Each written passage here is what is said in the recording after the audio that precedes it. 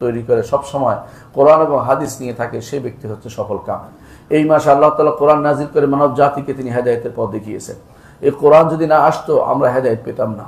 কোরআন আমাদেরকে হেদায়েতের পথ দেখিয়েছেন, কারণ মুহাম্মদুর রাসূলুল্লাহ সাল্লাল্লাহু আলাইহি ওয়াসাল্লাম তিনি ছিলেন তখন হেদায়েতের পথ দেখিয়েছেন, কিন্তু তিনি একটা বাণী রেখে গেছেন কিয়ামত পর্যন্ত তা পড়ে পড়ে মানুষ হেদায়েত প্রাপ্ত হবে। তিনি চলে গেলেও তার হাদিস তার বক্তব্য রয়ে গেছে, কিন্তু কোরআনে কারীম আল্লাহর বাণী হিসেবে আমাদের কাছে রয়ে গেছে। আল্লাহ তাআলা যখনই কোনো বাণী পাঠিয়েছেন তিনি সেটাকে দিয়েছেন মানব জাতির হেদায়েতের জন্য।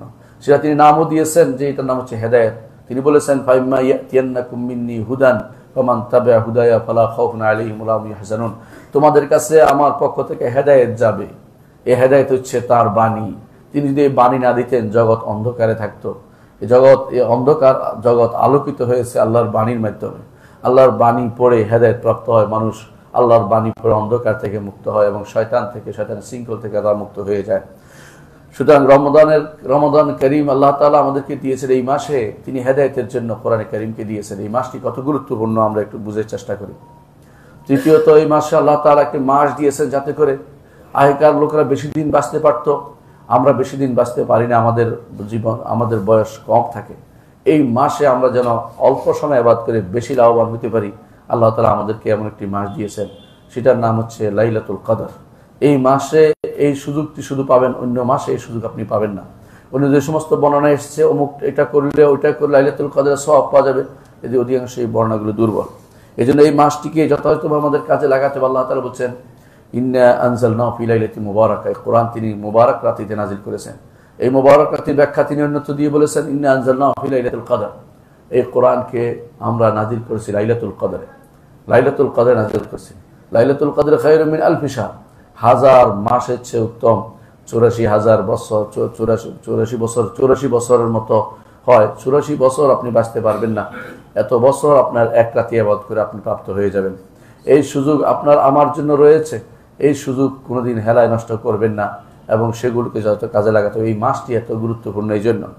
এই মাসে আল্লাহ তাআলা আমাদের জন্য সিয়াম, কিয়াম এবং এই মাসে ঈমান ইহতিসাব, যদি কোনো আমরা আল্লাহর উপর ঈমান যথাযথ ঠিক থাকে এবং সওয়াবের আশা যথাযথভাবে করতে পারি, অবশ্যই আমাদের গুনাহসমূহ ক্ষমা নিতে পারবো। কারণ রাসূলুল্লাহ সাল্লাল্লাহু আলাইহি ওয়াসাল্লাম আমাদেরকে সেটা জানিয়েছেন এবং সেটা দ্বারা আমরা সওয়াব, একদিকে সওয়াব যেমন কামাবো, আরেকদিকে তেমনি গুনাহ খেয়ে আমরা আমাদের পথ থেকে দূরে সরে দিতে পারবো। গুনাহ আমাদের আমল নামা যে গুনাহ লেখা হয়েছে সেগুলিকে আমরা মুক্ত করতে পারবো। এই মাসে আল্লাহ তাআলা জান্নাতের দরজাগুলো খুলে দেন এবং জাহান্নামের দরজাগুলো বন্ধ করে দেন এবং যে সমস্ত শয়তানগুলো খুবই খারাপ শয়তান সেগুলিকে আল্লাহ তাআলা বেঁধে রাখেন। কেন বেঁধে রাখেন? এই জন্য যে এই মাসে জান্নাতের দরজাগুলো খুলে দেন যাতে করে জান্নাতের কাজ যারা করবে তাদের জন্য সেটা তারা সহজ হয়ে যায়। জাহান্নামের দরজাগুলো বন্ধ করে দেন যাতে করে জাহান্নামের কাজ যেন কেউ না যায় এবং একজন নেমে আসে, ফেরেশতা বলতে থাকেন ইয়া বাগিয়াল খাইর আকবিল, যে কল্যাণ চায় সেই জন্য এগিয়ে আসে, আর যে অকল্যাণ করে সেই জন্য নিজেকে অন্য কাজে ব্যস্ত রাখে, অকল্যাণ যেন না করে। সেজন্য এই মাসটি হচ্ছে আপনার আমার জন্য আল্লাহর পক্ষ থেকে একটি বিশাল হাদিয়া।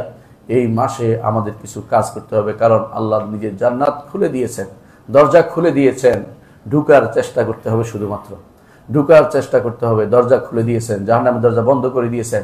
এই মাসের সম্মানে আমল করবে যারা, তিনি হাদিসে আছে রাসূলুল্লাহ সাল্লাল্লাহু আলাইহি ওয়াসাল্লাম বলেছেন যে তিনি বলতে থাকেন যে আমার বান্দারা হচ্ছে খুদ পিপাসা নিয়ে হাজির হবে, তুমি নিজেকে সাজিয়ে নাও। জান্নাতকে তিনি সেভাবে সাজিয়ে নেন আমাদের জন্য। আল্লাহ তাআলা যেটা সাজিয়ে নিয়েছেন সেটাকে কাজে লাগাতে হবে, সেটাকে অবশ্যই সেটার জন্য চেষ্টা করতে হবে, প্রচেষ্টা চালিয়ে যেতে হবে।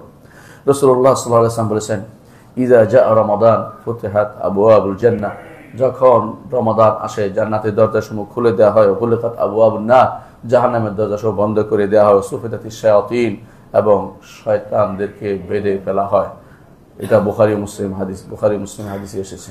অনেকে মনে করতে পারেন যে শয়তান বেঁধে দিলেও আমরা অন্যায়কারী, অনেকেই তো অন্যায় করে। কারণ আসলে শয়তান বেঁধে দেওয়া ছাড়াও আমাদের নফসে আম্মারা তো খারাপ কাজে আমাদেরকে লিপ্ত করে। এটা তো নফসে আম্মারা গত 11 মাস যে সমস্ত আমার উপর দিয়ে প্রভাব বিস্তার করেছে তা তো আরও 11 মাস চলতে পারে, এত বেশি আমার উপর দিয়ে প্রভাব সে রেখে গেছে। সুতরাং আপনি এটা বোঝার কোনো কারণ নাই যে রমজান মাসে সব খারাপ কাজ বন্ধ হয়ে যাবে, কারণ আমাদের উপর যে সমস্ত অন্যায় কাজের পরিস্থিতি দিয়ে গেছে শয়তান, সেগুলো অনেকদিন চলতে পারে যদি তওবা করে আমরা সেখান থেকে ফিরে না আসি। আল্লাহ তাআলা বেঁধে দিয়েছেন শয়তানগুলোকে, কিন্তু সেগুলোর প্রভাব তো আমাদের উপর রয়ে গেছে। সেই জন্য আমাদেরকে এই মাসে এমন কাজ করতে হবে যাতে শয়তান আমাদের আশেপাশে আর কোনোদিন ভিড়তে না পারে। সম্মানিত মুসলিয়ান, এই মাস এমন একটি মাস যে মাসে আল্লাহ তাআলা মানুষদেরকে জাহান্নাম থেকে মুক্ত করেন। এবং হাদিসে আছে রাসূলুল্লাহ সাল্লাল্লাহু আলাইহি ওয়াসাল্লাম বলেছেন, লিল্লাহি ইনদা কুল্লি ফিতরিন উতাকা, আল্লাহ তাআলা প্রতি ইফতারের সময় কিছু মানুষকে জাহান্নাম থেকে মুক্ত করে দেন। হাদিসটি ইমাম আহমদ বর্ণনা করেছেন এবং সনদ তার সমস্যা নেই, লা বাসা বিহি, কোনো অসুবিধা নেই। অর্থাৎ ইফতারের সময় তিনি কিছু মানুষকে মুক্ত করে দেন জাহান্নাম থেকে, কিছু মানুষের ঘাড়কে মুক্ত করে দেন। অন্য হাদিসে আছে রাসূলুল্লাহ সাল্লাল্লাহু আলাইহি ওয়াসাল্লাম বলেছেন, ইন্না লিল্লাহি উতাকা ফি কুল্লি ইয়াউমিন ওয়া লাইলা, রাত দিনের মধ্যে কিছু, প্রতিদিনই তিনি কিছু মানুষকে জাহান্নাম থেকে মুক্ত করে দেন, ঘাড়গুলোকে, কিছু মানুষের ঘাড়কে জাহান্নাম থেকে মুক্ত করে দেন। অনেকে বলতে পারেন যে আমাদের সমাজে প্রচলিত আছে যে এই মাসের প্রথম অংশ রহমত, দ্বিতীয় অংশ ক্ষমা, তৃতীয় অংশ জাহান্নাম থেকে মুক্তির বিষয়টা, এরকম কোনো সহিহ হাদিসে আসেনি। হাদিসটি আসছে এবং হাদিসটি খুব একটা লম্বা হাদিসে আসছে, সেটা আসলে মুজাম্মাল কাবির তাবরানীতে আসছে। হাদিসটা আসলে সহিহ নয়, হাদিসটা আসলে সহিহ নয়। তবে অবশ্যই এই মাসের প্রতি অংশে রহমত আছে, প্রতি অংশেই ক্ষমা আছে, প্রতি অংশেই জাহান্নাম থেকে মুক্তি পাওয়ার বিষয় আছে। ভাগ না করে প্রতি অংশই বলা যাবে। এই জন্য আমাদের শেখ মোহাম্মদ বিন সালেহ আল উসাইমিন তার রমজানের 30 আসর গ্রন্থে এই কথাটি উল্লেখ করেছেন। অনেকে এটা না বুঝে ওনার উপর দোষ দিচ্ছে, তিনি উল্লেখ করেছেন। কারণ হচ্ছে এই মাসে রহমতও চাইতে হবে, ক্ষমাও চাইতে হবে এবং জাহান্নাম থেকে মুক্তির জন্য নিজেকে আবেদন তৈরি করতে হবে যে আল্লাহ যেন আমাকে আজকের দিনে, আজকে আমাদেরকে ক্ষমা করে দেন। প্রতিদিনই যেন এরকম হয় যে প্রতিদিনই তিনি আমাদেরকে ক্ষমা করে দেন, আমাদেরকে জাহান্নাম থেকে মুক্তির ব্যবস্থাপনা করে দেন। এই মাস এমন একটি মাস যেখানে দোয়া করলে কবুল হবে। আল্লাহ তাআলা কোরআনে কারীম বলেছেন, আল্লাহ তাআলা কোরআনে কারীম বলেছেন, ওয়াইজা সাআলাকা ইবাদি আন্নী ফাইন্নী করিবুন উজিবু দাওয়াতাদ দাঈ ইযা দাআন, আমার বান্দারা যখন আমার কাছে আমার সম্পর্কে জিজ্ঞাসা করে তখন আপনি বলুন যে আমি নিকটে। এটুকু বলে তিনি আল্লাহ তাআলা শেষ করেননি, তারপর তিনি বলেছেন উজিবু দাওয়াতাদ দাঈ ইযা দাআন, আমার বান্দা যখন আমাকে ডাকে আমি তার ডাকে সাড়া দেই। এর অর্থ হচ্ছে সাড়া দেওয়ার জন্য নিকটে, কিন্তু তিনি আরশের উপরে। এটা বিশ্বাস করতে হবে। এর বাইরে অন্য কোনো বিশ্বাস ইমানকে নষ্ট করে দিবে। কেউ যদি মনে করে যে আল্লাহ তাআলা তার শাহরগের কাছে, এই ভুল সাংঘাতিক মারাত্মক ধরনের ভুল। কারণ আপনি দেখবেন ইমাম তাফসীর ইবনে কাসির রাহমাতুল্লাহ তার তাফসীরে লিখেছেন যেখানে নাহনু আকরাবু মিন হাবিলিল ওয়ারিদ, অথবা কোরআনে কারীমের মধ্যে বলা হয়েছে, কোরআনে কারীমে নাহনু আকরাবু ইলাইহি মিনকুম ওয়ালাকিন লা তুবসিরুন। ইমাম ইবনে কাসির রাহমাতুল্লাহ আলাইহি উভয় জায়গার তাফসীর দেখবেন তিনি অর্থ করেছেন ফেরেশতারা। এটাই বিশুদ্ধ, যে সাধারণ করবে যেটাকে বলা হয় এটা আল্লাহ তাআলার জন্য নির্ধারিত হবে না। আল্লাহ তাআলা বিশেষ নৈকট্য আল্লাহ তাআলা নির্ধারিত হবে। তিনি বান্দা যখন আমল করে, বান্দা যখন আল্লাহকে ডাকে তখন কবুল করার জন্য, তার ডাকে সাড়া দেওয়ার জন্য তিনি আরশের উপর থেকেও বান্দার নিকটে। যখনই বান্দা আল্লাহকে ডাকে আল্লাহ তার ডাকে সাড়া দেন। এই জন্য এই নৈকট্যই অর্থ হবে, অন্য কোনো নৈকট্য নয়। তিনি আরশের উপরে, কেউ যদি মনে করে তিনি সর্বত্র অথবা তার ঘাড়ের কাছে অথবা তার কলবের ভিতরে, সে ব্যক্তি ঈমানদার হইতে পারেনি, তাকে আল্লাহকে চিনতে পারেনি, এখনো ঈমানদার হওয়ার মতো যোগ্যতা অর্জন করেনি। এজন্য ঈমানদার সব সময় চিন্তা করে বিশুদ্ধ আকীদা পোষণ যেমন করবে তেমনি আল্লাহকে ডাকবে। এই দোয়া এই রমাদান মাসের বিশেষ একটি বৈশিষ্ট্য, যে রমাদান মাসে আল্লাহ তাআলাকে ডাকার বিষয় রয়েছে। রাসূলুল্লাহ সাল্লাল্লাহু আলাইহি ওয়াসাল্লাম হাদিসে এসে তিনি বলেছেন, ইন্না লিল্লাহি ফি কুল্লি ইয়াউমিন ওয়া লাইলাতিন দাওয়া, আল্লাহর জন্য এই রমাদানের প্রতি দিন এবং রাত্রিতে বিশেষ দোয়ার ব্যবস্থাপনা রেখেছেন। এমন একটা সময় আসতে পারে যে সময় আপনি দোয়া করছেন আর আল্লাহ কবুল করে ফেলছে।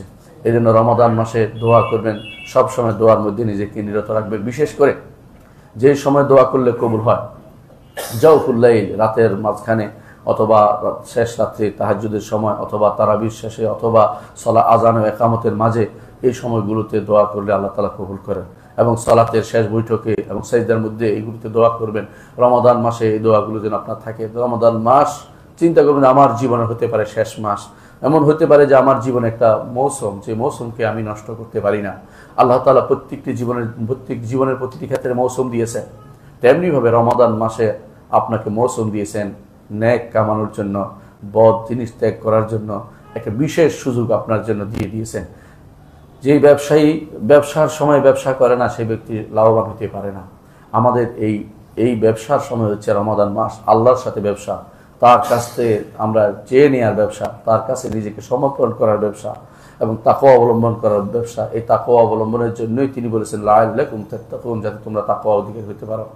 সুতরাং আমরা এই রমাদান মাসকে দশভাবে কাজে লাগাবো। এই রমাদানের অষ্টম যে বৈশিষ্ট্য তা হচ্ছে এই রমাদান মাসে কেউ যদি কবিরা গুনাহ থেকে দূরে থাকে আল্লাহ তাআলা তার সগীরা গুনাহকে ক্ষমা করে দেন। মুহাম্মদ রাসূলুল্লাহ সাল্লাল্লাহু আলাইহি ওয়াসাল্লাম বলেছেন, আস-সালাওয়াতুল খামস ওয়াল জুমআতু ইলাল জুমআ মুকাফফিরাতুল লিমা বাইনাহুন্না ইযা ইজতানাবাতিল কাবায়ের। একজন মানুষ যদি কবিরা গুনাহ থেকে দূরে থাকে তাহলে 5টি সালাত একটার পর একটা গুনাহকে ক্ষমা করে দেয় তার কবিরা গুনাহ। তেমনি এক জুমা থেকে আরেক জুমা গুনাহ ক্ষমা হয়ে যায়। আবার এক রমাদান থেকে আরেক রমাদান পর্যন্ত গুনাহগুলি ক্ষমা হয়ে যায় যদি কেউ কবিরা গুনাহ থেকে বাঁচতে পারে। অনেকে বলতে পারেন কবিরা গুনাহ থেকে বাঁচতে পারি না। কবিরা গুনাহ থেকে বাঁচার জন্য আল্লাহ তাআলা এই উম্মতের জন্য বিশেষ ব্যবস্থাপনা দিয়েছেন, তা হচ্ছে তওবা করা, ইস্তেগফার করা।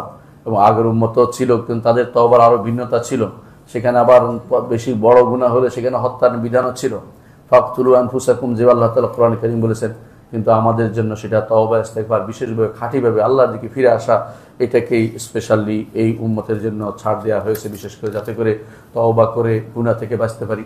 কেউ যদি বড় গুনাহ থেকে বেঁচে থাকে আল্লাহ তাআলা বলেছেন, ইনতাজতানিবু কাবায়িরা মা তুনহাউনা আনহু নুকাফির আনকুম সাইয়্যাতিকুম। বড় গুনাহ থেকে বাঁচতে পারলে ছোট গুনাহগুলোকে আল্লাহ ক্ষমা করে দিবেন। সুতরাং ইমানদার বড় গুনাহ থেকে বেঁচে থাকবে। বড় গুনাহগুলো আজ বেশি হয় আমাদের, চলতে ফিরতে উঠতে বসতে এমন সব গুনাহগুলি হচ্ছে, এমন সব মিথ্যাচারগুলি হচ্ছে, মিথ্যা কবিরা গুনাহ, মিথ্যা অবশ্যই কবিরা গুনাহ। এবং অনেকগুলো কবিরা গুনাহ আমাদের অনেক ভাই করেন, যারা দাড়ি কামান বিশেষ করে প্রতিদিনই কবিরা গুনাহ করে চলেছেন। তাদেরকে বলছি, এরকম অনেকে আছে গান শুনেন, অনেকে আছে হারাম কাজে লিপ্ত আছে, অনেকে আছে মিথ্যা কথা বলে পণ্য বিক্রি করছেন, অনেকে আছে মিথ্যা ছাড়া তার কথা চলে না, টেলিফোনে মিথ্যা বলেন, কথায় মিথ্যা বলেন, মিথ্যা কর্মকাণ্ড, এগুলি সবই কবিরা গুনার অন্তর্ভুক্ত। এগুলিকে পরিত্যাগ করলে আল্লাহ তাআলা ছোট গুনাহগুলোকে ক্ষমা করে দিবেন। রমাদান আমাদের জন্য আগের গুনাহগুলো ক্ষমা পাওয়ার একটা সুযোগ আল্লাহ করে দিয়েছেন। এই সুযোগকে আমরা কোনোভাবেই অবহেলা করব না। 10 নম্বর কাজ হচ্ছে রমাদান মাসে 10 নম্বর ফজিলত হচ্ছে এটা যে এই মাসে যদি কোনো কেউ এই মাসে ইমামের সাথে দাঁড়ায়, ইমামের সাথে দাঁড়ানোর অন্য মাসে কোনো নির্দেশনা দেওয়া হয়নি। অন্য মাসে যদি কোনো কেউ রাতের বেলা এসে কোনো ইমামের সাথে একজন দুজন দাঁড়ায়, এটাতে নিষেধ নাই, এটা এমনি জায়েজ আছে পড়া। রাসূলুল্লাহ সাল্লাল্লাহু আলাইহি ওয়াসাল্লাম একদিন ইবনে আব্বাসকে তার পাশে দাঁড় করিয়ে সালাত আদায় করেছেন। এর দ্বারা প্রমাণিত হয় যে কোনোদিন যদি কোনো কেউ অঘোষিতভাবে এসে কারোর সাথে দাঁড়িয়ে যায় নফল সালাতে, তাহলে সেটা রাতের বেলা সেটা বৈধতা আছে, অর্থাৎ সে রাতের বেলা অঘোষিতভাবে তাহাজ্জুদে পড়তে পারবে। কিন্তু ঘোষণা দিয়ে আমরা তাহাজ্জুদ পড়বো অমুক রাত্রিতে, এই জাতীয় কাজ করা বিদআত, সেটা করতো না। মুহাম্মদুর রাসূলুল্লাহ সাল্লাল্লাহু আলাইহি ওয়াসাল্লাম এটা করতেন না। এই জাতীয় কাজ যারা করে তারা অবশ্যই সেটা পরিত্যাগ করবেন। ঘোষণা দিয়ে কোনো নফল সালাতের এরকম নীতি রাসূলুল্লাহ রাখেননি, কিন্তু রমাদান মাসে রেখেছেন। রমাদান মাসে তিনি এই রাত্রিগুলিতে কিয়ামের ব্যবস্থাপনা করেছেন, তিনি নিজে দাঁড়াতেন, এমনকি তিনি 3 দিন দাঁড়িয়েছেন। তারা সাহাবায়ে কেরাম বললেন যে আমরা ভয় পাচ্ছিলাম যে আমরা ফালাহ পাবো না, ফালাহ তারা বলতো যে সাহারি খেতে পারবো না, এমন অবস্থা আমাদের উপনীত হয়েছে। কিন্তু শেষ পর্যন্ত 3 দিনের পর রাসূলুল্লাহ সাল্লাল্লাহু আলাইহি ওয়াসাল্লাম 4th দিন আর বের হলেন না। সাহাবায়ে কেরাম অপেক্ষা করছেন এবং শেষ পর্যন্ত বের হয়ে তিনি বললেন যে আমার আশঙ্কা হচ্ছিল যদি কোনো আমি আজকেও বের হতাম না, তোমাদের উপর সেটা ফরজ করে দেওয়া হয়, সেজন্য আমি তোমাদের সেটা বের হইনি। যখন রাসূলুল্লাহ সাল্লাল্লাহু আলাইহি ওয়াসাল্লাম দুনিয়া থেকে চলে গেলেন, আবু বকর খলিফা হলেন, তিনি মুরতাদদের দমনে ব্যস্ত ছিলেন, এজন্য এই সুন্নতকে জারি করতে পারেননি। কিন্তু ওমর ইবনে খাত্তাব রাদিয়াল্লাহু আনহু তিনি দেখলেন তার সময় যে মসজিদের মধ্যে ভিন্ন ভিন্নভাবে সালাত আদায় হচ্ছে, কেউ এখানে এক গোষ্ঠী ওখানে আরেক গোষ্ঠী জামাতে সালাত আদায় করছে। তিনি তখন বললেন যে যদি সবাইকে এক ইমামের পিছনে দিতে পারতাম কেমন হয়। তারপর তিনি উবাই ইবনে কাব রাদিয়াল্লাহু আনহুকে বললেন যে এদের নিয়ে তুমি সালাত আদায় করো। সেই থেকে আজ পর্যন্ত মসজিদ নবী হতে শুরু করে দুনিয়ার সমস্ত মসজিদগুলোকে আল্লাহ তাআলা আলোর ব্যবস্থা করে দিয়েছেন। এর জন্য দোয়া করতেন আমাদের সালফে সালিহিন, দোয়া করতেন ওমরের জন্য, যে ওমরের জন্য দোয়া করি, কারণ তিনি আমাদের মসজিদগুলিকে আলোকিত করে দিয়েছেন। এই জন্য এটা সহ্য করতে পারে না শিয়ারা এই জন্য তারাবির নামাজকে বেদাত বলে। তারাবির নামাজের সময় যদি কেউ মদিনায় থাকে শিয়ারা, তখন তারা সালাতের মাঝখান দিয়ে হেঁটে চলে আসে দেখানোর জন্য যে তারা আমাদের প্রতি ঘৃণা প্রদর্শন করছে। শিয়াদেরকে পছন্দ করার কোনো কারণ নেই। শিয়ারা হচ্ছে উম্মতে মুসলিমার ক্যান্সার, তাদেরকে যে কোনো জায়গায় প্রতিহত করা এবং তাদের বিরুদ্ধে কথা বলা ইমানদারের দায়িত্ব। যদি চুপ থাকেন তথাকথিত ঐক্যের নাম ধরে, তাহলে আপনি ইমান ও আমলকে বরবাদ করবেন। এটা আপনাকে মনে রাখতেই হবে। শিয়ারা আমাদের জন্য কোনো উপকার কোনোদিন বয়ে আনেনি, উম্মতে মুসলিমার জন্য যত ক্ষতি এবং যত অন্যায় কাজ, যত কিছু উম্মতে মুসলিমাকে বিনষ্ট করার জন্য যত ষড়যন্ত্র এই শিয়াদের মাঝে হয়েছে, আজও যুদ্ধগুলো লাগিয়ে রেখেছে উম্মতে মুসলিমার মধ্যে। শিয়ারাই শুধুমাত্র যুদ্ধগুলো লাগিয়ে রেখেছে, সেগুলো আমাদের জানতে হবে।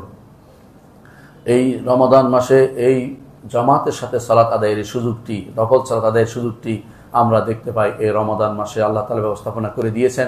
সুতরাং এটাকে কাজে লাগাতে হবে। রাসূলুল্লাহ সাল্লাল্লাহু আলাইহি ওয়াসাল্লাম বলেছেন, মান কামা মা'আল ইমাম হাত্তা ইয়ানসারিফ কুতিবা লাহু কিয়ামুল লাইলা। শায়খুল আলবানী হাদিসটিকে সহিহ বলেছেন।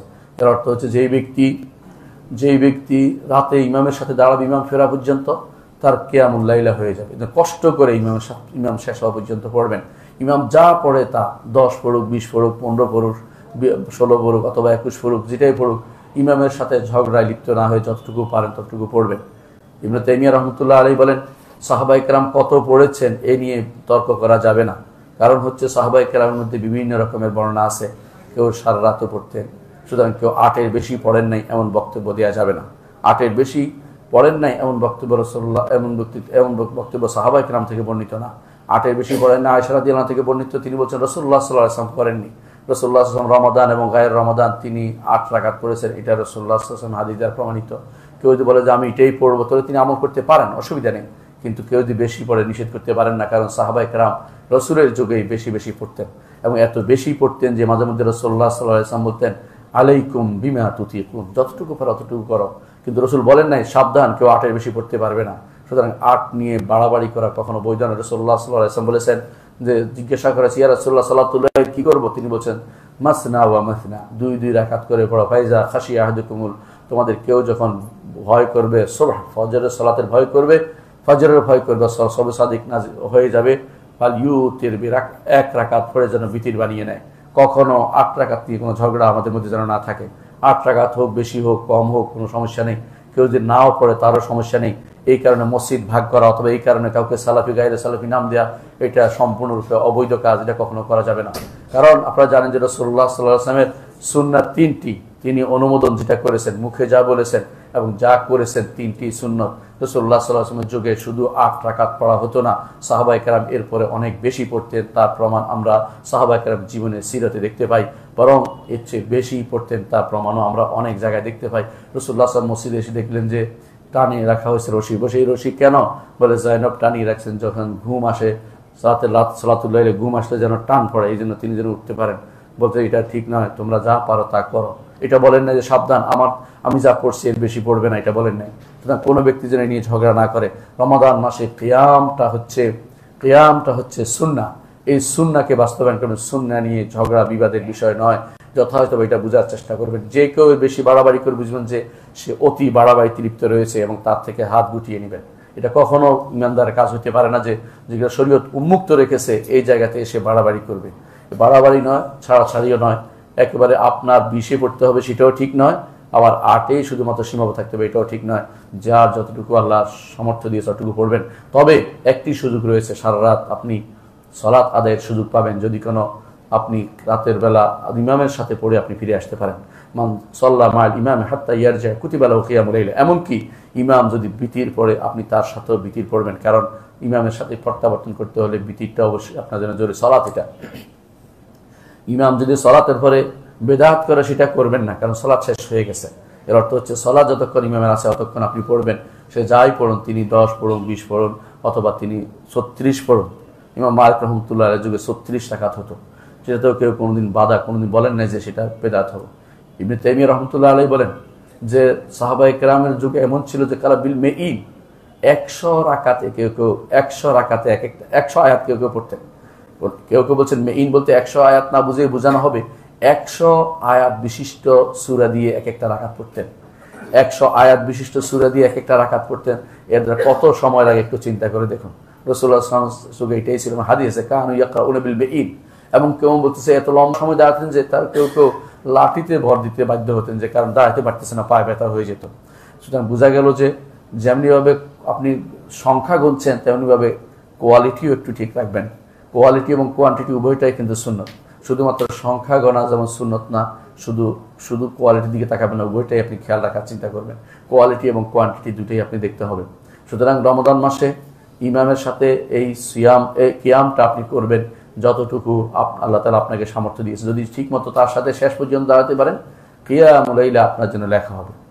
এবং কিয়ামুল লাইল লেখা হবে কি হবে? আল্লাহ আপনাকে ক্ষমা করে দিবেন। রাসূলুল্লাহ সাল্লাল্লাহু আলাইহি ওয়াসাল্লাম বলেছেন, মান কামা রমাদানা ঈমানান ওয়া ইহতিসাবান গুফিরা লাহু মা তাকাদ্দামা মিন যামবি। সুতরাং রমাদান মাসের এই কিয়াম নিয়ে বাড়াবাড়ি করা যাবে না। যতটুকু ইমাম পড়েছে ততটুকু পড়ুন, আর চেষ্টা করবেন বেশি সময় দিতে মসজিদে।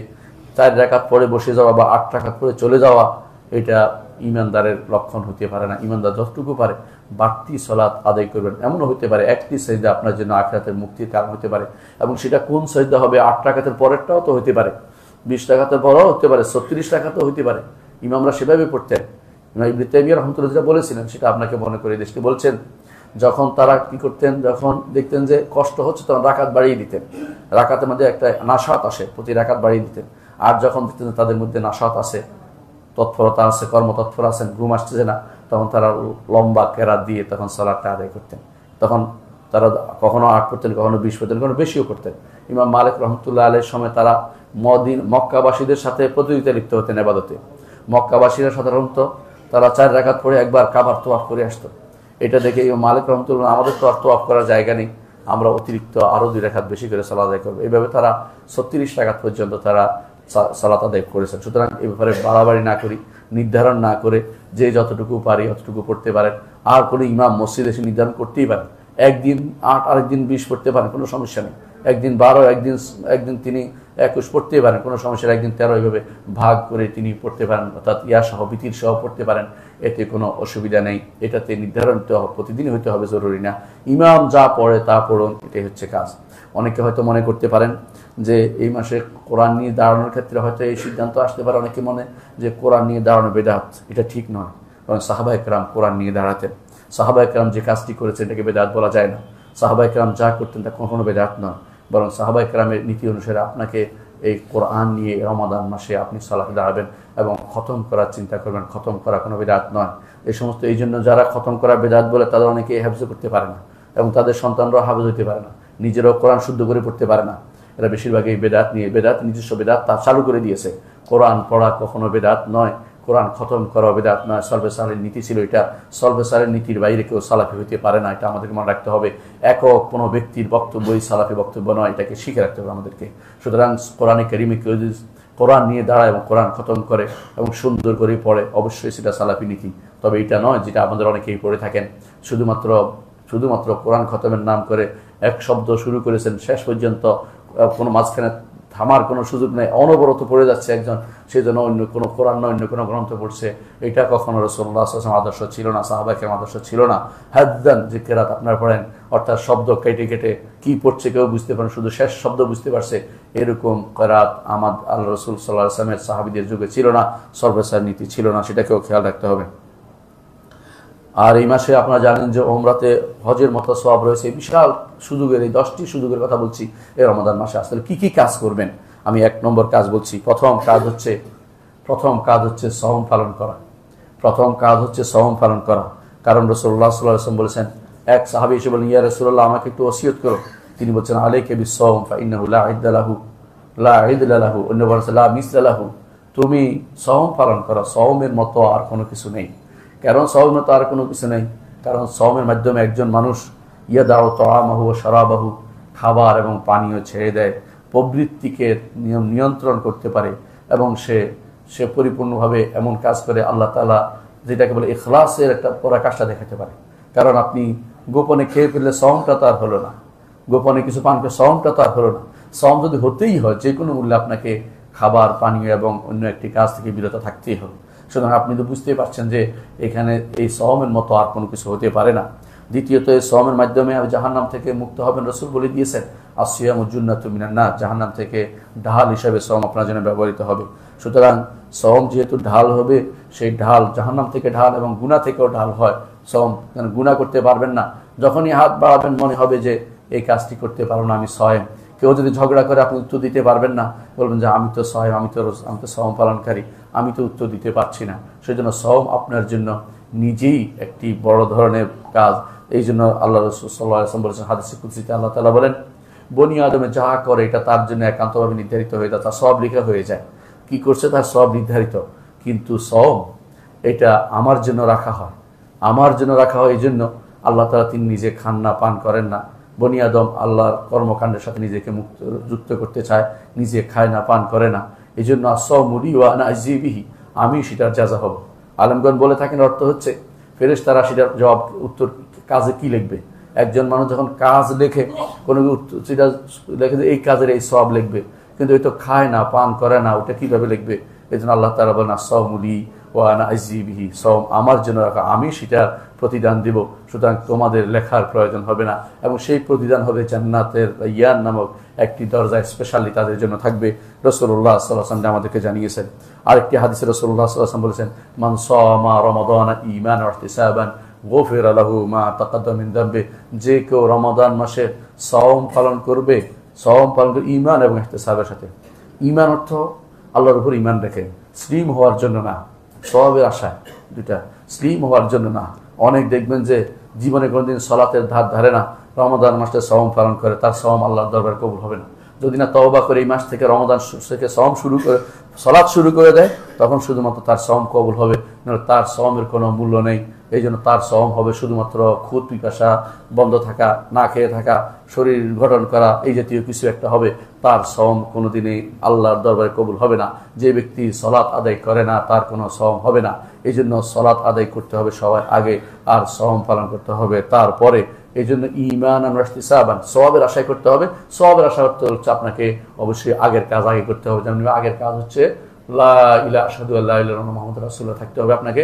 দ্বিতীয়টা হচ্ছে আপনাকে সাওম পালন করতে হবে। এরপরে গিয়ে আপনার যদি কোনো সময় আসে রমাদান মাস, তখন সাওম পালন করতে হবে।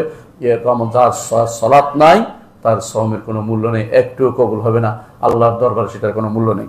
এই জন্য অবশ্যই ঈমান ও ইহতিসাবের সাথে সাওম পালন করতে হবে। দ্বিতীয় যে কাজটি করতে হবে তা কিয়াম করতে হবে, রমাদান মাসের কিয়াম করতে হবে। আল্লাহ তাআলা কোরআনে কারীম বলেছেন, ওয়াল্লাযিনা ইয়াবিতুনা লিরাব্বিহিম সুজদান ওয়া কিয়ামা, যারা তাদের রবের জন্য রাতের বেলা দাঁড়িয়ে থাকে সিজদা এবং কিয়াম অবস্থায়। দাঁড়িয়ে থাকলে হবে, এর অর্থ হচ্ছে সালাত পালন করে। এটার নাম হচ্ছে তাহাজ্জুদ। ওয়া মিনাল লাইলি ফাতাহাজ্জাদ বিহি নাফিলাতান লাক আসা আন ইয়াবআসাকা রাব্বুকা মাকামান মাহমুদা। রাতের বেলা তাহাজ্জুদ পালন করা এটা নেককার বান্দারাই শুধু পারে, অনেকেই পারে না।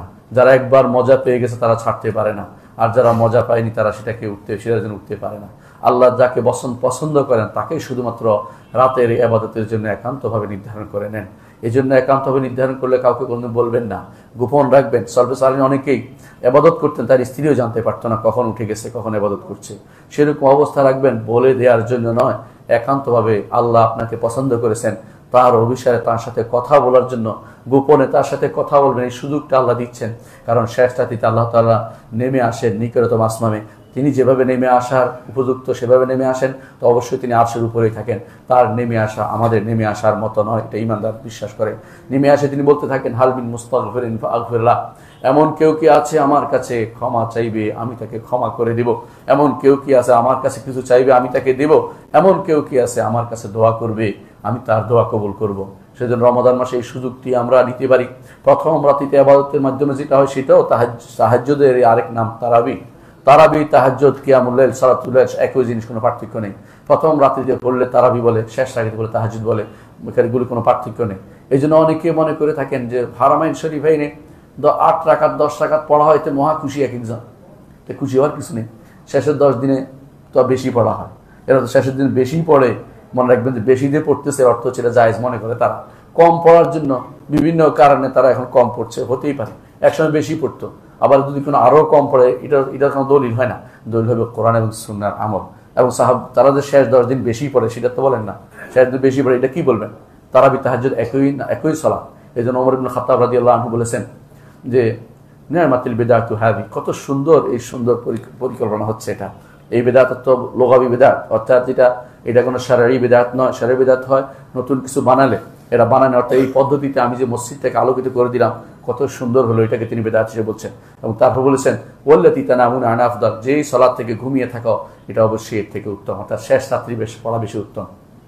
কিন্তু যদি জামাতের সাথে হয় তাহলে প্রথম রাকাতে উত্তম, কারণ জামাতের সাথে প্রথম রাত্রি উত্তম, কারণ জামাতের সাথে সওয়াব বেশি। বহুগুণ সব বেশি। অনেকে মনে করে থাকেন শেষ রাতে পড়বো, প্রথম রাতে পড়বো না, প্রথম রাতে পড়বো না, ঠিক নয়। বরং প্রথম রাত্রিতে যদি জামাতের সাথে পড়া হয় এবং সবার সাথে পড়া হয় এটা উত্তম, এবং শেষ রাতে যদি একান্ত পড়া হয় তো এটা উত্তম।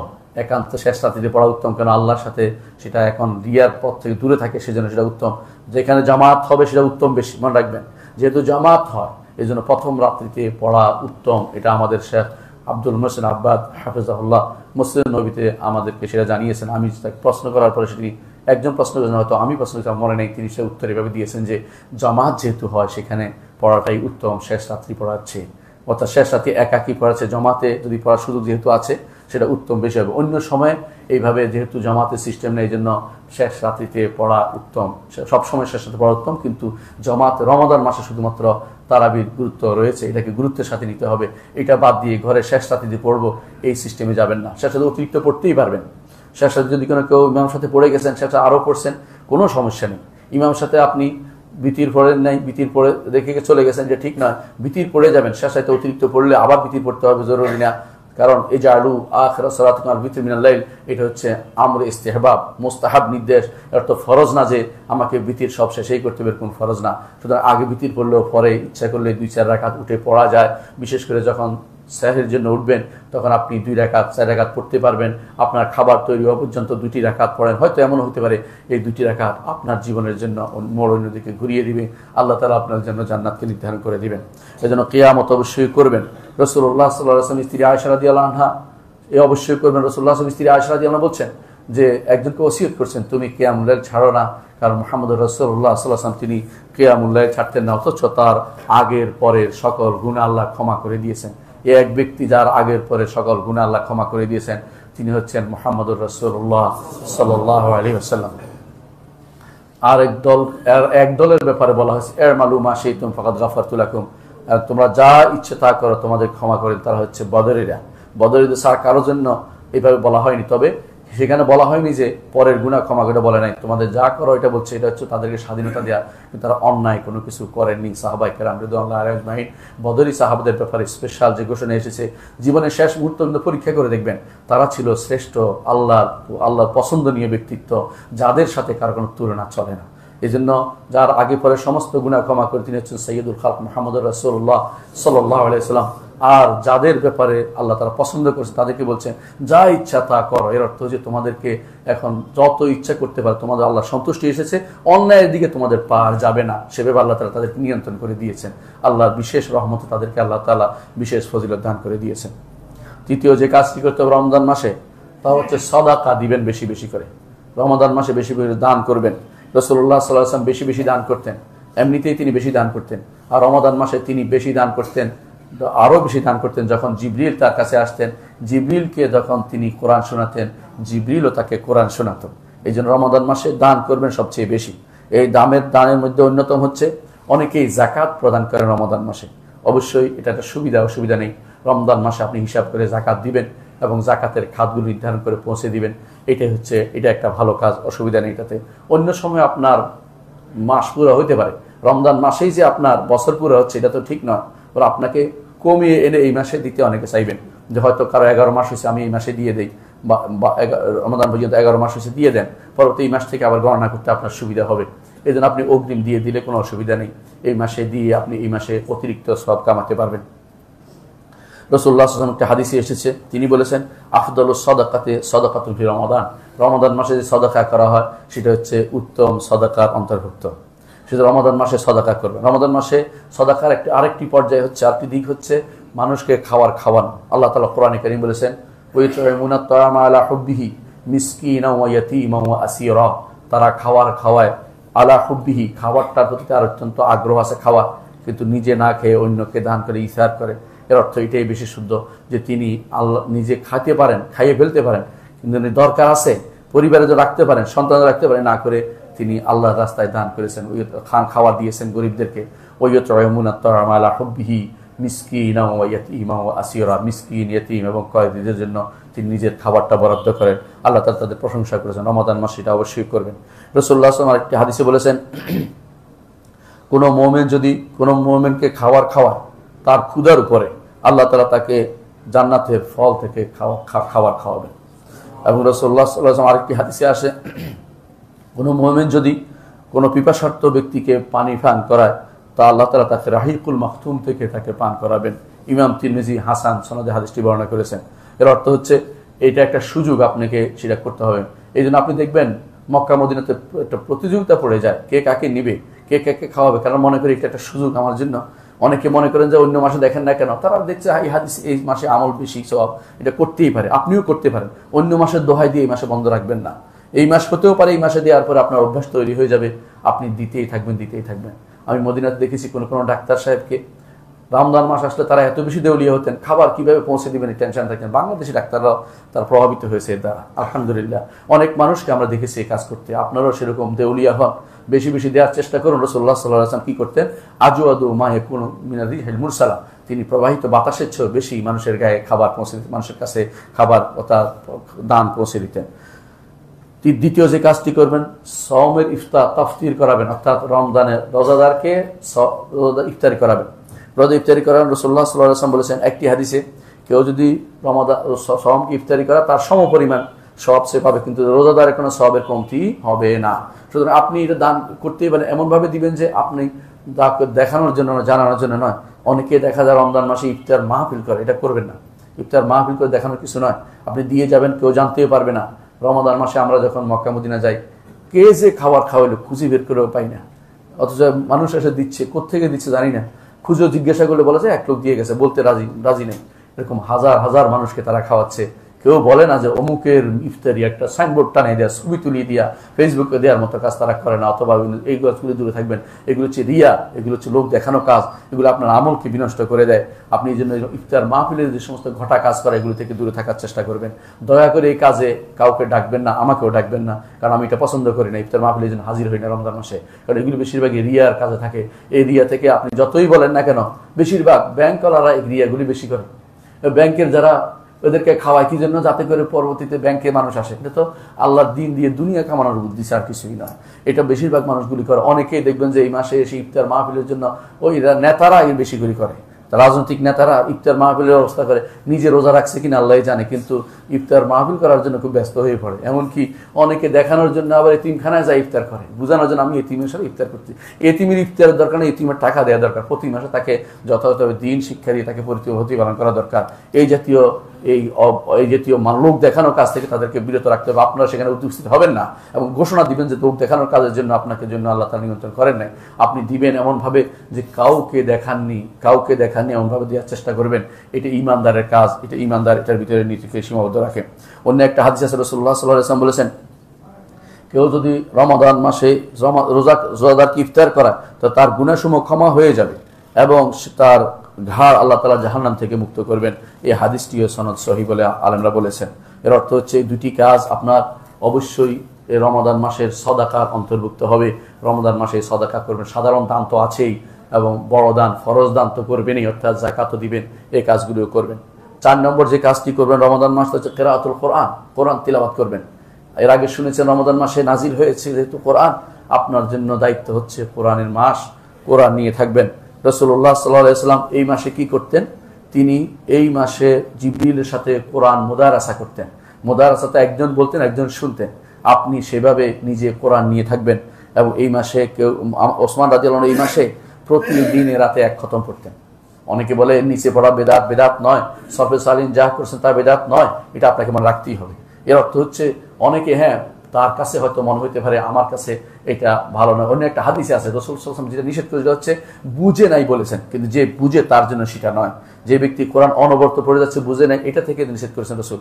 কিন্তু যারা বুঝে, কোরআন অর্থ বুঝে, তাদের জন্য যত বেশি পড়বে তত বেশি লাভ। কারণ তার অর্থ বুঝে বুঝে পড়তেছে, তার মজা লাগতেছে। এই যত বেশি পড়তে পারবে সেটা বাধা দেওয়ার কোনো জিনিস নাই। 3 দিন 5 দিন নির্ধারণ না করাই উচিত। কারণ সলফে সালিন কেউ 1 দিন 1 রাতিতে কোরআন খতম করতেন, কেউ 3 দিন করতেন, কেউ 7 দিনে করতেন, কেউ 10 দিনে করতেন, এমনকি কেউ সালাতে খতম করতেন। এটাও আমাদের বর্ণনাতে এসেছে। ইমাম শাফি রহমতুল্লাহ আলাইহি রমাদানের মধ্যে 60 খতম করতেন। ইমাম আসওয়াদ ইবনে ইয়াজিদ তিনি 2 দিনে 2 রাতিতে একবার কোরআন রমাদানের মধ্যেই তিনি কোরআন খতম করতেন সালাতের মধ্যে। ইমাম জুহরি যখন রমাদান মাস আসতো, আপনারা জানেন যে তিনি হচ্ছেন হাদিসের জাংশন বুঝেন, চতুর্দিক থেকে হাদিস তার কাছে এসে অন্যদিকে যায়। রমাদান মাসে তিনি কোনো হাদিসের দ্বার দিতেন না। রমাদান মাসে তিনি শুধুমাত্র কোরআন নিয়ে থাকতেন এবং বলতেন যে না, আজকে দিনে আমি কোনো আলেমদের সাথে বসার জন্য সময় নাই আমার, আমি এখন শুধু কোরআন নিয়ে থাকবো। কোরআন নিয়ে তিনি ব্যবসা। ইমাম মালিক রহমতুল্লাহ আলাইহি মসজিদে নববীতে দার্স দিতেন, কিন্তু তিনি সেই রমাদান মাসে আর তিনি দার্সের ব্যবস্থা করতেন না। বলতে এই মাস হচ্ছে কোরআনের মাস। সুফিয়ান সাউরি রহমতুল্লাহ আলাইহি এবং সুফিয়ান ওয়াইন আমরা কিন্তু সমস্ত ইবাদত ত্যাগ করে রমাদান মাসে একমাত্র কোরআন নিয়ে তারা অবস্থান করতেন। এই জন্য অনেকে আছে রমাদান মাসে কোরআনকে পড়ে, আবার কেউ সাধারণ পড়া পড়ে, কেউ অর্থ সহ পড়ে। তবে নিঃসন্দেহে অর্থ সহ পড়া, বুঝে পড়া বেশি উত্তম, কোনো সন্দেহ নেই। কিন্তু সাধারণ পড়াকে অনুৎসাহ করা যাবে না। সাধারণ পড়াটা গুরুত্বপূর্ণ। সালফে সালেহিন সেটা করতেন এবং সেটা গুরুত্বের সাথে নিতে হবে যে এভাবেও পড়বো, ওইভাবেও পড়বো। কিন্তু কোনোভাবে যেটা না হয় সেটা হচ্ছে অনেকে এসে রমাদান মাসে এসে ফিতনা তৈরি করে। কি করে এসে কেউ কোরআন পড়তে যার কাছে এসে ইসলামের অমুক তমুক বিধান, অমুকটা প্রতিপালিত হচ্ছে না, অমুকটা হচ্ছে না, এই জাতীয় কথা তুলে ধরে তাকে নষ্ট করতে, তার এতেকাফ নষ্ট করে, তার সময় নষ্ট করে। এইটা করা যায় না। কেউ যদি এরকম এসে আপনার কাছে বলতে থাকে, সঙ্গে সঙ্গে বলবেন যে আপনি কোরআন তেলাওয়াত করেন অথবা বাইরে যান, আমি ব্যস্ত আছি, স্পষ্ট বলে দিবেন। কারণ এখানে আর সময় নষ্ট করার কোনো সময় নেই। আপনার এতেকাফে এসে কেউ কেউ হয়তো অনেক কথা বলতে থাকবে। রমজান মাসে এসে আপনাকে তৈরি করবে কি জন্য? যে আপনারা যে রোজা রাখছেন, রোজা হয় নাই, আপনি একদিন আগে রোজা করেন, একদিন আগে ভাঙেন, এই জাতীয় ফেতনাবাজদেরকে দূরে রাখবেন। এগুলো আলোচনা করলে তিনি মসজিদ থেকে বের করে দিবেন যে ফেতনাবাজ, এগুলো সময় নাই। আমাদের সময় হচ্ছে কোরআন তেলাওয়াতের, অর্থ সহ বুঝবো, কোরআন নিয়ে থাকার। এখানে অন্য কোনো স্টাডি কিছু চলবে না, অন্য কোনো বৈঠক চলবে না। কোরআনে কারিমে এখানে আপনার কোরআনে কারিম নিয়ে শুধুমাত্র আপনার সময় কাটাতে হবে। সর্বসাধারণ অনেকে কোরআন পড়ে কাঁদতেন। রাসূলুল্লাহ সাল্লাল্লাহু আলাইহি ওয়াসাল্লাম নিজে কোরআন শুনে কেঁদেছেন। আপনি কোরআন পড়ে, কোরআন শুনে যদি আপনার কান্না আসে রমাদান মাসে ইমানের পিছনে, কখন আসবে ইমানের পিছনে সে কান্না? যখন অর্থ বুঝেন, আপনি অবশ্যই কাঁদবেন। অনেকে বলে হারামাইন শরীফাইনে আলেমরা যে কেন কাঁদে আমার বুঝে আসে না। আপনার বুঝে আসবে কি করে? আপনি তো অর্থ বুঝেন না। আপনি অর্থ বুঝলে আপনি বুঝতে পারবেন যে ইমামরা কেন কাঁদে। আর আপনি তো বুঝেন না বলেই আপনার কাছে মনে হয় এইটাও যে সমান কথা না।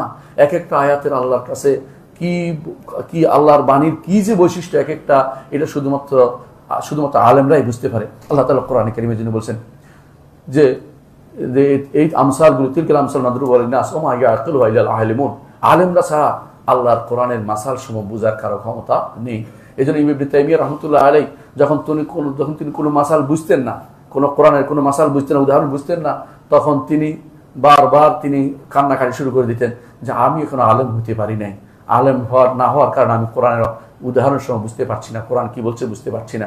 আল্লাহ তাআলা তিনি বলতেন যে এরপর আল্লাহ তাআলা আমাকে মুক্ত করে দিতেন, নতুন করে আল্লাহ তাআলা আমাকে দান করতেন। আল্লাহর কাছে কান্নাকাটি করলে আল্লাহ তাআলা তার কোরআন বুঝার জন্য তৌফিক মানুষকে দান করেন। পঞ্চম যে কাজটি করবেন তা ইতিকাফ করবেন। রাসূলুল্লাহ সাল্লাল্লাহু আলাইহি ওয়াসাল্লাম তিনি ইতিকাফ করতেন। যেই বছর দুনিয়া থেকে চলে গেছেন সেই বছর তিনি 20 দিন ইতিকাফ করেছেন। ইমাম বুখারী রাহমাতুল্লাহ জানিয়েছেন 20 দিন করেছেন। এক বছর তিনি ইতিকাফ করেন না, সেটা কাজা করেছেন। কেউ বলেছেন, কেউ বলছেন না, তিনি যেহেতু ডবল চলে যাচ্ছেন এই জন্য তিনি আল্লাহ শুকরিয়া তান বেশি করেছেন। যাই হোক, এই জন্য ইতিকাফ খুবই গুরুত্বপূর্ণ। ইতিকাফে কি করবেন? তেলাওয়াত করবেন, সালাত আদায় করবেন, জিকির করবেন, দোয়া করবেন। ইতিকাফের মধ্যে গল্প গুজব করবেন না, মোবাইলটা আনবেন না, মোবাইল দূরে রাখবেন। এমন কেউ যদি আপনাকে খোঁজ দেয়, খুঁজে আসবে, দরকার হলে এই মোবাইল নামক সংস্কৃতি আপনার ইতিকাফে ডুবাবে। আর কেউ যদি গল্প করতে আসে, গল্প করবেন না, কোনো গল্প করবেন না। মাসআলা যদি কোনো দিতে পারেন সেটা বৈধ, কোনো সমস্যা নেই। কিন্তু এটা আলেমের কাছে যেন হয়, জাহেলের কাছে মাসআলা নিতে বসবেন না, বা জাহেল তথাগত চিন্তাবিদদের কাছে এক মুহূর্তের জন্য বসবেন না, আপনাকে বিভ্রান্ত করে দিবে। বিশেষ করে রমজানের শেষ দিনগুলোতে আপনি ইতিকাফ করবেন কেন? যাতে লাইলাতুল কদর পেতে পারেন। রমজানের শেষ দশকে ইতিকাফ করবেন লাইলাতুল কদর পাওয়ার জন্য। আর লাইলাতুল কদর একবার পেলে আপনার জীবন ধন্য হয়ে যেতে পারে। এই জন্য কোরআনে কারীম আল্লাহ তাআলা যেটা বলেছেন, লাইলাতুল কদর খায়রুম মিন আলফি শাহর তানাজ্জালুল মালায়েকাতু ওয়ার রূহু ফিহা বিইذن রাব্বিহিম মিন কুল্লি আমর সালামুন হিয়া হাত্তা মাতলাইল ফজর। এই ইতিকাফের মাধ্যমে একান্তভাবে আল্লাহর সাথে একান্ত হচ্ছেন, যেখানে আপনি উপলব্ধি করবেন যে আমি আর নফসকে আল্লাহর জন্য নির্ধারণ করেছি, কারোর সাথে কোনো গল্প গুজব সময় দেওয়া আমার শুধু কাজ নেই। আল্লাহ তাআলা নির্দেশ দিয়েছেন, ইব্রাহিম আলাইহিস সালাতু ওয়াস সালামকে ইতিকাফের নির্দেশ দিয়েছেন, তাহির বাইতি লিত-তাইফিন ওয়াল আকিফিন ওয়ার রুকআই সুজুদ। এই নির্দেশে রাসূলুল্লাহ আমল করেছেন, সাহাবায়ে কেরাম স্ত্রীরাও এই নির্দেশ অনুসারে আমল করেছেন। এই জন্য মসজিদে ইতিকাফ করতে হবে নারীদের, কিন্তু সুযোগ থাকে, নাহলে তারা ঘরে ইতিকাফের কোনো নিয়ম নেই। ঘরে ইতিকাফের নিয়ম যারা চালু করেছেন তারা সুন্নাহর বিরোধী কাজ করেছেন। রাসূলুল্লাহ সাল্লাল্লাহু আলাইহি ওয়াসাল্লামের স্ত্রীরা মসজিদে ইতিকাফ করতেন, ঘরে ইতিকাফ করতেন না। সুতরাং যে জিনিস রাসূল অনুমোদন করেন না সেটা সুন্নাহ হতে পারে না। সেটা কোনো ব্যক্তি করলে অথবা কোনো বড় লোকে বললেও সেটা গ্রহণ করা হবে না, যতক্ষণ পর্যন্ত রাসূলের সুন্নাহ মোতাবেক না হবে। রমজান মাসে সপ্তম ষষ্ঠ যে আমলটি করবেন, রমজান মাসে একটি উমরা করার চিন্তা করবেন। কারণ আপনারা জানেন যে একটি উমরা রমজান মাসে রাসূলের সাথে হজ করার মতো সওয়াব রাসূলুল্লাহ সাল্লাল্লাহু আলাইহি ওয়াসাল্লাম হাদিসে এসেছে। সুতরাং এই সুযোগ যদি থাকে কারো, সেটা করার চেষ্টা করবেন। কষ্ট তো হবেই, অনেকে কষ্টের ভয়ে যায় না, কষ্ট তো হবেই, কারণ এই কষ্টের পরে তো আল্লাহ তাআলার পক্ষ থেকে নিয়ামত আপনার জন্য নির্ধারিত হবে। সপ্তম যে কাজটি করবেন, লাইলাতুল কদর খুঁজবেন। আল্লাহ তাআলা বলেছেন ইন্না আনজালনাহু ফি লাইলাতুল কদর, বিস্তারিত সেটা আপনারা জানেন। অষ্টম যে কাজটি করবেন, বেশি বেশি করে জিকির করবেন, দোয়া করবেন, ইস্তিগফার করবেন। কেন করবেন? কারণ আল্লাহ তাআলা কোরআনে কারীমে যেখানে সাওমের কথা বলেছে, সাওমের ফরজের কথা বলছে, এরপর আয়াতে বলছেন ওয়াইজা সাআলাকা ইবাদি আন্নী ফাইন্নী করিব উজিবু দাওয়াতাদ দাঈ ইযা দাআন। এর অর্থ হচ্ছে সাওমের সাথে দোয়া ওতপ্রোতভাবে জড়িত। সাওমের পর পরেই আপনার দোয়া করতে হবে, আল্লাহ তাআলা সেটা আমাদেরকে জানিয়েছেন। নবম যদি কেউ কিছু করতে পারেন, সেটা হচ্ছে যদি মসজিদের সালাতের পরে, ফজরের সালাতের পরে সূর্য ওঠা পর্যন্ত বসতে পারেন, তাহলে পূর্ণ উমরার সওয়াব আপনি পাচ্ছেন, হজ এবং উমরার সওয়াব পাচ্ছেন। এইটা যদি করতে পারেন ভালো। আমি জানি যে অনেকে এটা সম্ভব হয় না, কিন্তু যার আল্লাহ তাআলা ক্ষমতা দিবে সে যেন করতে পারে, চেষ্টা করবেন। যেহেতু রাতের বেলা যদি কেউ ঘুমিয়ে থাকেন, দিনের বেলায় সময়টুকু অল্প সময়, হয়তো 1 ঘন্টা 2 ঘন্টা যদি কোনো আপনি কাটাতে পারেন, কেরাতুল কোরআনে কাটাবেন, বাকি সময়টা আপনি সালাত পড়ে তারপর যেতে পারেন, তাহলে প্রতিদিন একটা হজ একটা উমরার সওয়াব আপনি অর্জন করতে পারবেন। আর 10 নম্বর কাজ হচ্ছে সিলাতুর রাহিম। এই মাসে অবশ্যই সালাতুর রাহিম করবেন। সালাতুর রাহিম অর্থ হচ্ছে আপনার আত্মীয়তার সম্পর্ক বজায় রাখা। সালাতুর রাহিম যেটা আত্মীয়তার সম্পর্ক, অনেক মাস হয়েছে আপনি অনেকের সাথে যোগাযোগ করেননি, অনেক কিছু করেন। দুনিয়ার এখন বর্তমান যে অবস্থা দাঁড়িয়েছে, অনেকে বাবা মার খোঁজ নিতে পারে না, আত্মীয় স্বজন খোঁজ নিতে পারে না। রমজান মাসে অবশ্যই যেন আপনার এই কাজটি আপনি অব্যাহত রাখবেন। তাদের সাথে যে কাট আপ হয়ে গেছে সম্পর্কটা, সেটাকে অবশ্যই পূর্ণতা দেওয়ার চিন্তা করবেন। আর এই রমাদান মাসের কাজগুলো যে করবেন, একমাত্র ঈমানান ওয়া ইহতিসাবান, আল্লাহর উপর ঈমান এনে এবং সওয়াবের আশা করে করবেন, লোক দেখানোর নিয়ত নয়, অথবা ঈমান বিশুদ্ধ নাই এমন কাজ করে যে এই কাজগুলো সবগুলোই করেন, একটাও কবুল হবে না। ঈমানটাকে পরিশুদ্ধ করতে হবে এবং আমলটাকে আল্লাহর জন্য খালেস করতে হবে।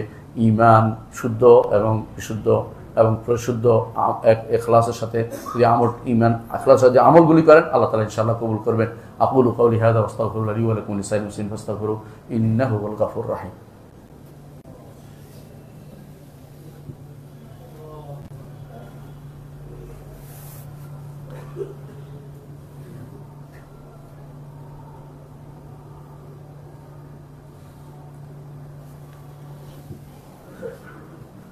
ইন্নাল হামদালিল্লাহ নাহমাদুহু ওয়া নাস্তাঈনুহু ওয়া নাস্তাগফিরুহ ওয়া নাউযু বিল্লাহি মিন শুরুরি আনফুসিনা ওয়া মিন সাইয়্যাতি আমালিনা মান ইয়াহদিহিল্লাহু ফালা মুদিল্লা লাহু ওয়া মান ইউদ্লিল ফালা হাদিয়া লাহু ওয়া আশহাদু আল লা ইলাহা ইল্লাল্লাহ ওয়াহদাহু লা শারীকা লাহু ওয়া আশহাদু আন্না মুহাম্মাদান আবদুহু ওয়া রাসূলুহু। সম্মানিত মুসলিয়ান ইকরাম, বলছিলাম রমাদান মাসের কর্মগুলির ব্যাপারে। আরেকটি কর্ম এবং দুটি কর্ম, একটা করা একটি ছাড়া, দুইটা জিনিস বলবো। আরেকটি কর্ম হচ্ছে রমাদান মাসের শেষে এসে যাকাতুল ফিতরের বিষয়টা গুরুত্ব দিবেন। কেন গুরুত্ব দিবেন? যাকাতুল ফিতর রমাদান মাসের আমল না হলেও রমাদান মাসের শেষ 2 দিনের মধ্যে যাকাতুল ফিতর দেয়া সলফে সালিহিন নীতি ছিল, যাতে করে ঈদের সময় তারা জিনিসপত্র কিনতে পারতেন। আব্দুল্লাহ ইবনে ওমর রাদিয়াল্লাহু আনহু রমাদান মাস শেষ হওয়ার 2 দিন আগ থেকে তিনি যাকাতুল ফিতর প্রদান করতেন। আর যাকাতুল ফিতর প্রদান করার জন্য নেশাব পরিমাণ মাল হওয়া জরুরি না, এটা আপনাকে মনে রাখতে হবে।